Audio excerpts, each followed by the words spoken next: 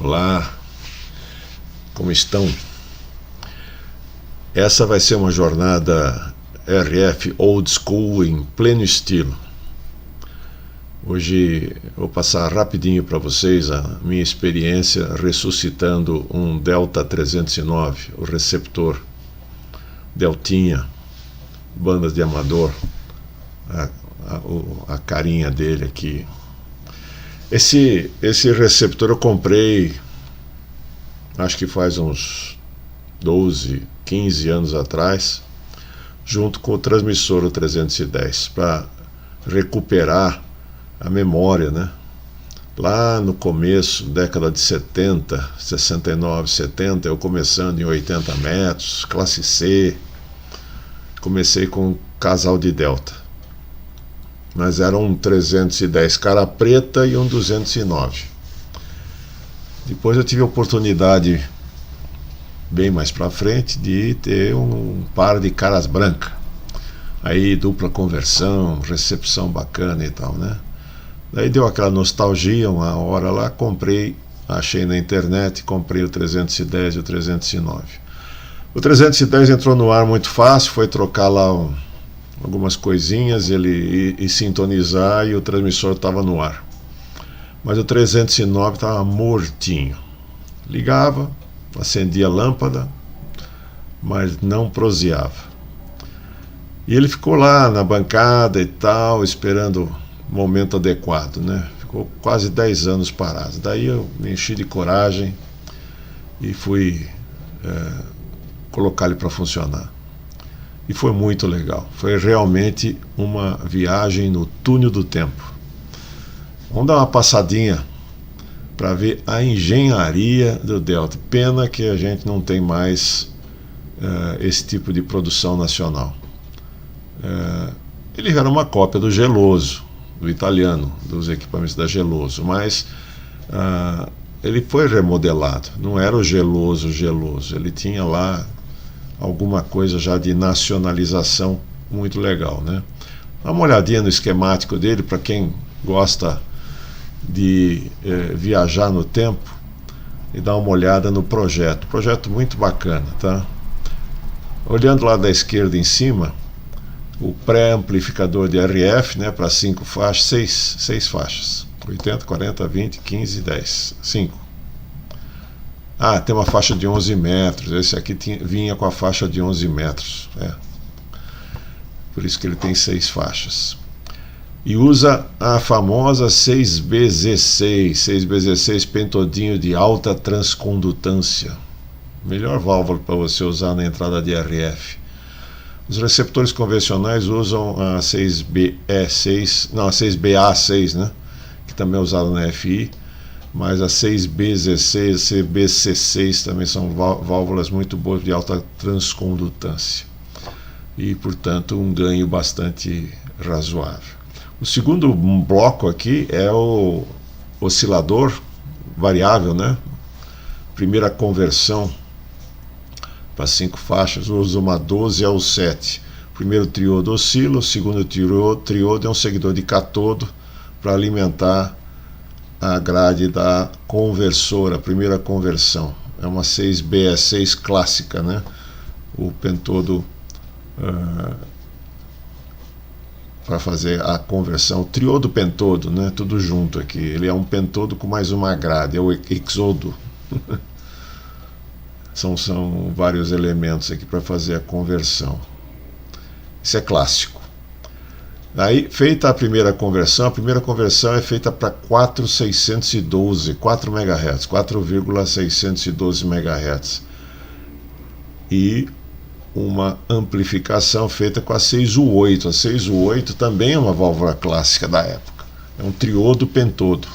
Então o pentodo serve como amplificador de FI, e a 6U8 oscilador da segunda conversão, aqui um cristal 5067. Isso já dá uma referência muito interessante para a calibração. Depois eu vou dizer, a calibração não foi nada complicada, não, nada complicada. Então esse daqui é a segunda conversão. Daqui a gente sai com 455 kHz, e aqui tem um canal de FI grande de 455 kHz. Primeiro um filtro bem seletivo, né, com acoplamento frouxo aqui de 3,3 PF, em 2 transformadores de FI 455 e uma 12AX7, que também tem uma transcondutância muito boa. Para essa frequência, 12AX7 resolve. Aqui do lado, uma 6BZ6 de novo, só que aqui ela está fazendo o papel do oscilador de calibração, um oscilador de 100 kHz. O rádio veio sem o cristal de 100 kHz e eu achei um cristal de 100 kHz no Mercado Livre. Achei que eu paguei caro, paguei 200 e tantos reais, mas para recuperar essa relíquia valeu a pena. O cristal instalado, o marcador de 100 kHz funcionou perfeitamente. Daí o canal de FI entra realmente, né? Além da pré-amplificação de FI aqui da 12AX7, a gente tem um filtro em FI aqui que dá para... é um trap, né? É um notch em FI para você poder tirar laterais, enfim, dar uma estreitada no canal de FI.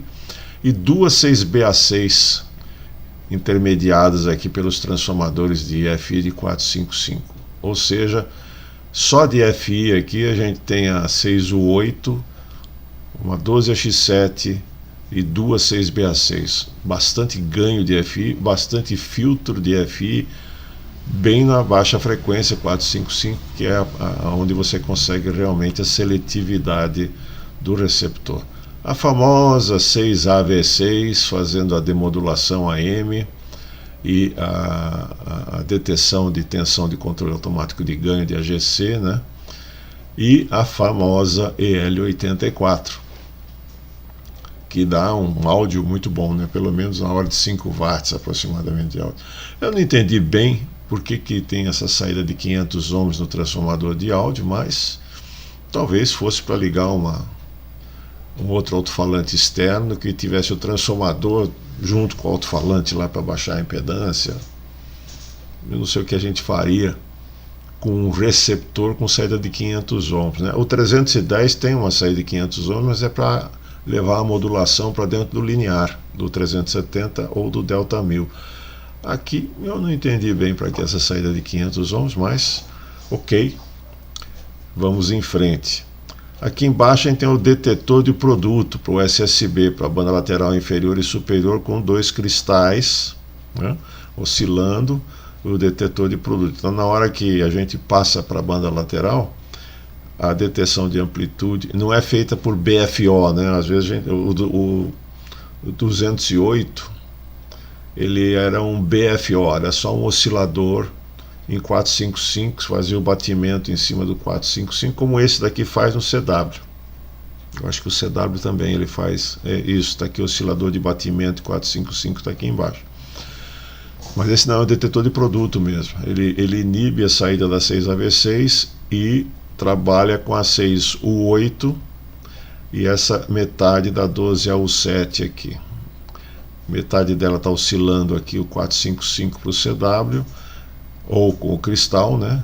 E a 12AU7 eu fazendo o produto aqui. Então funciona muito bem. Aqui embaixo tem a outra metade da 12AU7 fazendo só o controle de amplificação de corrente ou de tensão, vamos dizer assim, para calibrar o S-símetro, né? Então, através desses 2 potenciômetros, a gente ajusta o zero e o fundo de escala do S-meter. Então é só uma adaptação da tensão de AGC até para o microamperímetro aqui do S-meter não carregar a tensão, né? Serve de amplificador isolador. A fonte de alimentação aqui embaixo e uma regulação de tensão para o VFO lá em cima, para o oscilador local, para a gente ter estabilidade de tensão, aonde a gente precisa dessa estabilidade para a estabilidade de frequência ser garantida, tá ok? O que eu ia chamar de atenção aqui? Bom, vou chamar mais para frente, nos ajustes de FI aqui que a gente precisa tomar um certo cuidado. Olhando por dentro do Deltinha, ele é uma montagem robusta, bem assim, distribuídos os componentes. Quando a gente olha por cima, quando a gente olha por baixo, Aí complica. Com o esquema na mão, dá para achar tudo, não tem problema. E também para substituir um ou outro componente que está... Eu tive que trocar um resistor aqui que estava queimado, era muito tranquilo. O problema é que foi necessário retirar as canecas de FI fora, né, os filtros de FI, aqui, os transformadores de FI. E para chegar nessas porquinhas aqui e de soldar os componentes e depois saber onde esses componentes estavam soldados, tirei foto, alicate de bico de tudo quanto era tipo, enfim, deu trabalho, porque eu tive que tirar todas as canecas de FI para dar uma manutenção nelas e vou explicar por quê. Aliás, já está na foto, vocês podem ver que todas as FI estão pintadas de vermelho, aqui embaixo também. Isso não devia ter sido feito. Eu imagino que isso não foi feito pela fábrica. Alguém que teve esse receptor ou que deu manutenção nesse receptor acabou fazendo isso para garantir a calibração, a manutenção da calibração. O que acontece é que essa tinta vermelha, primeiro que tem um mandril aqui, essas porcas, né, são mandris que agarram os parafusos para evitar que eles se mexam. Então, esses mandris, ou cada mandril desse aqui, essa garra, né, é mais do que suficiente para segurar o ajuste, não precisava dessa tinta. Aí, com todo cuidado, tirei a porca do ajuste, pincelzinho com thinner e fui lavando, e limpei, passei uma escova de dente, tirei a tinta. Não adiantou. Por que não adianta? Porque a tinta, ela, por capilaridade, ela permeou na rosca e travou de vez, né? Então, foi uma encrenca. Aqui embaixo, olha só quanta tinta tinha lá embaixo. Isso não ajudou em nada. Então eu tive que tirar todas as canecas de FI, desmontar uma por uma para poder fazer isso. E o que acontece? Quando você vai tentar mexer, a porca estava travada, né? Isso é parafuso de latão. Então, mesmo com todo o cuidado para tentar destravar, quebrava a fenda, né? A fenda aqui do parafuso. Então, o que tive que fazer? Desmontar a caneca, desmontar completamente a caneca de FI, tirar ela para fora. Aí, com uma chave de fenda bem fininha, eu dava umas marteladas nessa fenda aqui para abrir, descolar, né, o parafuso, liberando a porca. Daí, com a porca liberada, puxava o parafuso, puxava ele para fora, aí acabava de tirar toda a tinta e conseguia ter a liberação do parafuso para poder fazer os ajustes, porque o rádio estava morto. Tinha que mexer nos ajustes de FI, não tinha jeito. O que eu fiz então depois para recuperar? Aquilo que a gente já fazia há décadas atrás, né? Uma vez remontada a caneca de FI, uma porquinha M3, você dá a primeira rosqueada ali na ponta e solda, né? Porque a porquinha de latão, tem que ser uma porquinha que pega a solda, né? Uma porca que pega a solda, o parafuso já é de latão, dá uma boa escovada na ponta dele, põe a solda e essa porca então depois viabiliza você fazer o ajuste na mão. Essa porca M3, ela também permite, que eu não tenho aqui, não deixei aqui por perto, se você usar uma caneta esferográfica, tirando a tampa traseira dela, o que eu fiz foi esquentar uma porca, né, com ferro de solda, e daí fiz o formato da porca na traseira do tubo da caneta esferográfica. E com isso, bom, na parte superior não precisava tanto, né? Aqui, né? Depois, esse daqui foi antes de mexer, tá sem as porcas, mas depois eu tive que colocar várias porcas. Aqui vai com a mão mesmo, mas aqui embaixo não dá para chegar com a mão.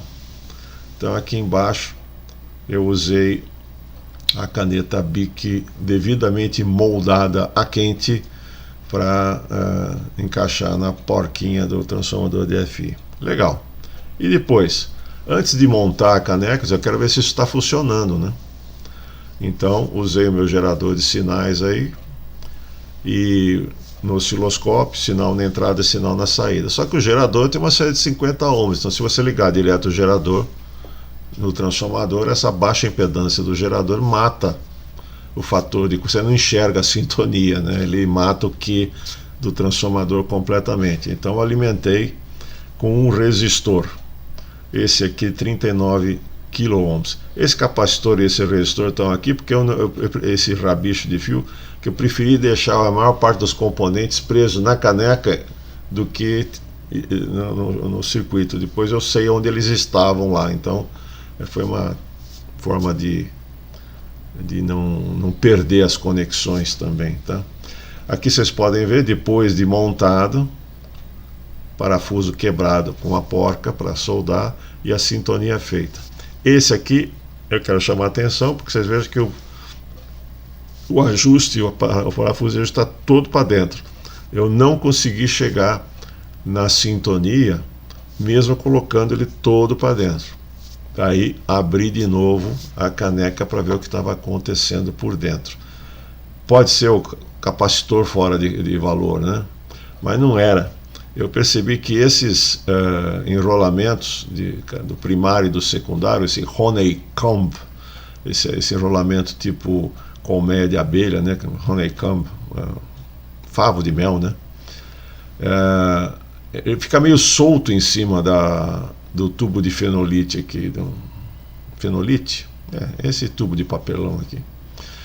E então duas coisas. Primeiro, esse de baixo estava mais para cima, e então eu tinha que enfiar o ferrite muito para dentro para conseguir chegar perto dele e dar a sintonia. Então eu trouxe ele um pouquinho mais para baixo. Aí eu aproveitei para ajustar todos eles a uma distância em que o sinal de entrada e saída tivesse mais ou menos a mesma amplitude. Aqui não é o caso, é uma foto que eu tinha para mostrar o 455 kHz, a escala está diferente, né? 100 mV, 200 mV. Nesse caso ele está sintonizado, mas está muito afastado.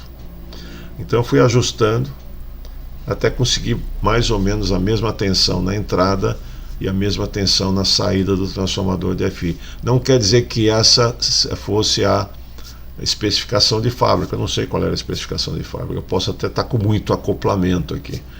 Nesse caso, a gente tem um compromisso, né? Quando o primário está mais acoplado com o secundário, nós temos mais ganho, a gente tem mais acoplamento, tem mais sinal, mas o filtro fica mais largo, porque o acoplamento foi aumentado. Então, quando você desacopla, o fator de qualidade aumenta, o shape do filtro aumenta, então melhora, né? O sinal cai. Eu acho que eu estou com muito ganho no receptor aqui, mas depois a gente posso até retrabalhar isso um dia. Eu medi os capacitores, tirei todos eles fora, ou eles não, com esse tempo todo, quase 50 anos, né? Mais de 50 anos, na década de 60, né? 50 para 60 anos, por aí, sei lá. Eles podiam ter variado de valor, ou alguém já trocou no meio do caminho. Eu não sei, não dá para descobrir, porque todos estão iguais, mesmo componente, ou eles estão originais de fábrica, ou alguém trocou todos pelo mesmo tipo de capacitor de 300 picofarads, tá?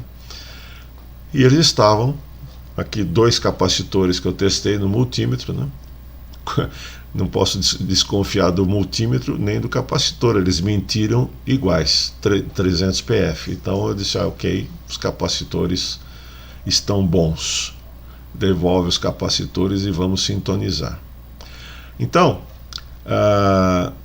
cada transformador de FI foi sintonizado do lado de fora, com gerador, osciloscópio, ajusta o acoplamento, testa os capacitores, ajusta para o máximo de sintonia em 455. Eu não mexi no de 4612, que é um único transformador de FI na primeira FI. Não mexi nele. Eu disse, não, deixa ele quieto lá, vamos ver se ele funciona, né? Só mexi nos transformadores que estão aqui embaixo, esses quatro transformadores de 455. Pré-ajustei em 455, montei tudo de novo e liguei o deltinha. Ele começou a dar sinal de vida. Já era um bom sinal, né? Então eu passei a buscar um sinal na recepção. Coloquei sinal na antena, né? Aqui na antena, numa das faixas, 40 metros, 7.200, e comecei, primeiro ajustei a frequência do oscilador aqui com o osciloscópio, né? Peguei um sinal do oscilador aqui, que por acaso foi nesse ponto aqui em cima do capacitor variável, é um ponto de acesso que eu consegui, porque veja, essa caixa aqui é terrível, hein? Isso aqui é um monobloco que é montado sobre o chassi, para você ter acesso a todo esse circuito aqui do amplificador de RF, do primeiro oscilador e da primeira conversão, só tem um jeito, é tirando o monobloco fora, e daí ele não funciona. Ou você tem que montar um setup externo para pôr ele para funcionar. Então aqui eu não mexi, tá? Não deu vontade de mexer. O que eu fiz foi pegar do jeito que estava, coloquei, fiz a conta, né? Ok, 7.200 para dar 4.612. O oscilador aqui tinha que estar na frequência tal, 3, papapá. Então ajustei o oscilador, isso aqui tem que dar certo. Coloquei o gerador do lado de fora em 7.200 e começou a ter algum sinalzinho lá. Então, aquele ajuste que eu tinha feito externamente, obviamente, ele é feito sem o circuito, né? Na hora que você põe ele de volta no circuito, sai fora de sintonia. Daí comecei a puxar o 455, fui trazendo o 455, aumentando o sinal, dei uma ajustada aqui no 4.612 e ele veio vindo, e eu tinha recepção. Uma boa recepção. Coloquei na antena, melhor, né? Pega ruído, ajusta com o ruído de recepção, coloquei a antena nele, daí vai trazendo a FI pelo ruído. Funcionou. A questão é a seguinte, quando eu virava para SSB, ele ficava mudo. Ficava mudo porque eu tinha ajustado a FI pelo ruído e estava batendo fora do 455, não estava exatamente no meio aqui do 455.000, né? Então, aí que eu percebi isso, ajustei em SSB. A melhor sacada aqui é ajustar em SSB. Foi um retoquezinho muito simples na FI aí, e fui trazendo ele não no AM, não pelo ruído do AM, mas pelo ruído do SSB. Vai trazendo as FIs, ele veio vindo, daí você vai banda lateral inferior, banda lateral superior, procura um ruído ficar parecido, né? Porque daí você está no meio entre as duas bandas, a portadora dá certo.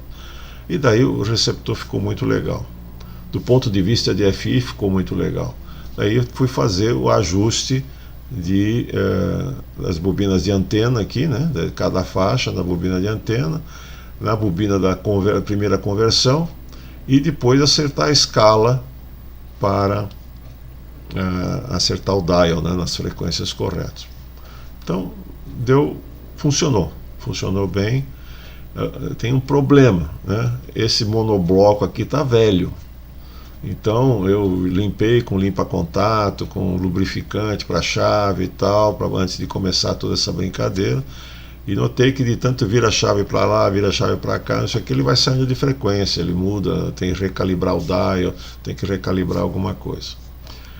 Então optei por deixar todo dia eu deixei ligado um pouco, está fazendo lá o burn-in, está queimando, né, está estabilizando, mas eu não vou abrir esse monobloco, é uma loucura abrir esse monobloco, está até escrito aqui, ó, monobloco 1309 deve ser. Esse monobloco aqui é melhor não encarar, a não ser que seja necessário.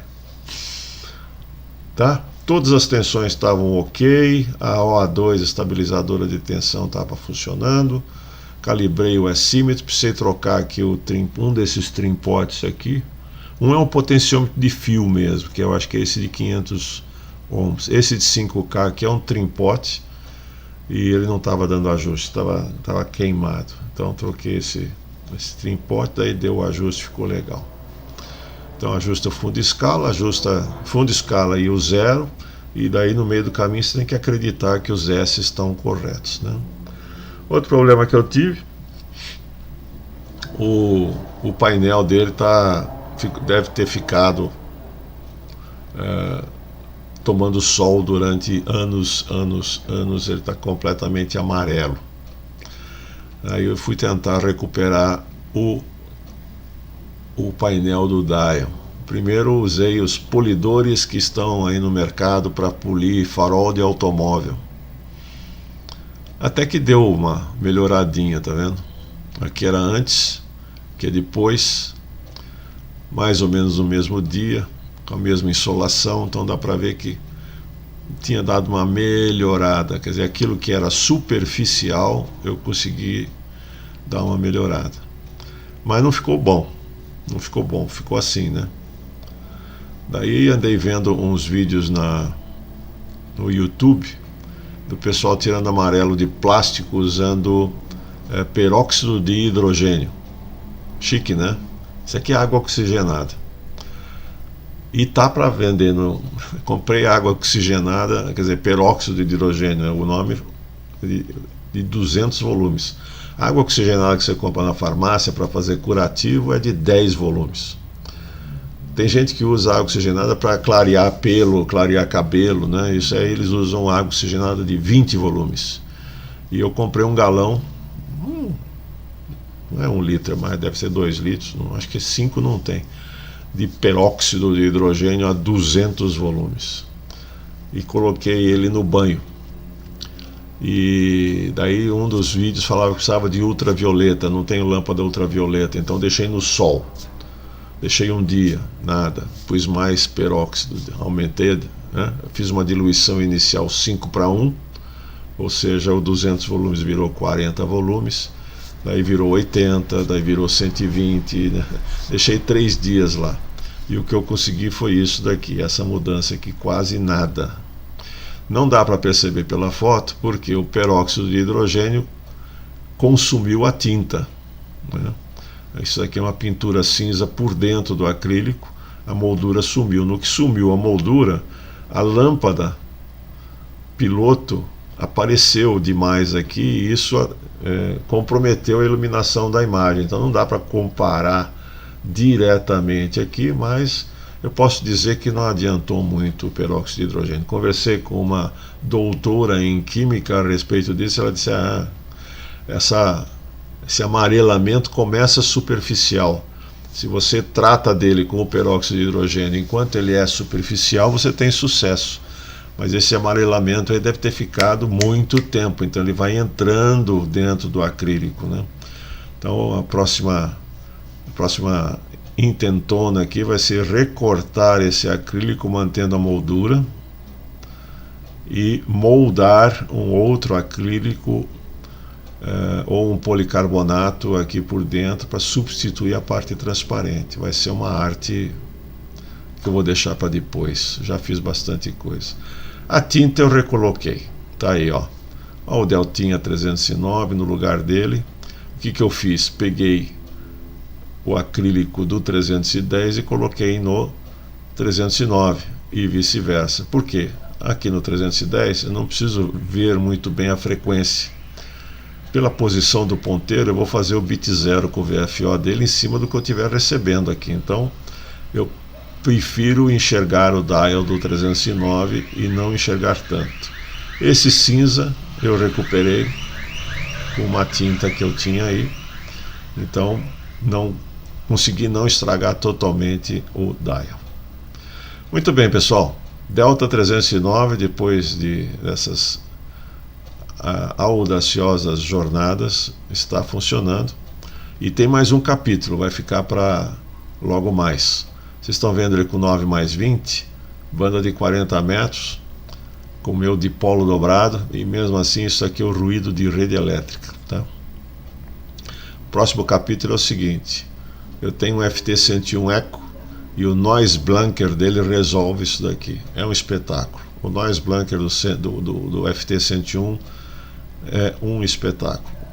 E eu consegui encontrar uma plaquinha, um módulo do Noise Blanker do 101 no Japão, num cara que deve vender 101 desmontado. Ele tem várias partes e peças ali, achei no eBay, mandei vir a plaquinha, né? Comprei lá, ela está chegando daqui a uma semana possivelmente.